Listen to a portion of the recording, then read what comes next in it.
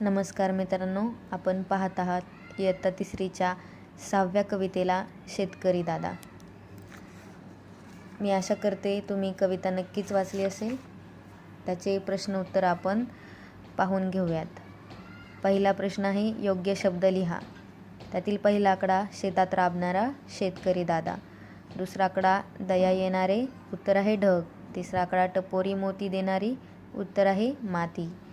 चौथा आकडा आहे मोत्यासारख्या ज्वारीची भाकरी करणारी, म्हणजेच आई. तर यातील दुसरा प्रश्न आहे, यमक जुळणारे शब्द लिहा. पहिला शब्द आहे काम, त्याचं यमक आहे घाम. दुसरा शब्द आहे दया, त्याचं यमक आहे माया. तिसरा शब्द आहे माती, त्याचं यमक आहे मोती. चौथा शब्द आहे आई, त्याचं यमक आहे खाई. प्रश्न तिसरा इथे आहे, वाचा व उत्तरे सांगा. पहिला प्रश्न आहे, आपले जीवन कशावर अवलंबून असते? उत्तर आहे आपले जीवन शेतीवर अवलंबून असते. दुसरा आहे, शेतात कोण काम करतात? उत्तर आहे शेतात शेतकरी काम करतात. तिसरा आहे, शेतीतून आपल्याला काय मिळते? उत्तर आहे शेतीतून आपल्याला धान्य, फळे, भाज्या मिळतात.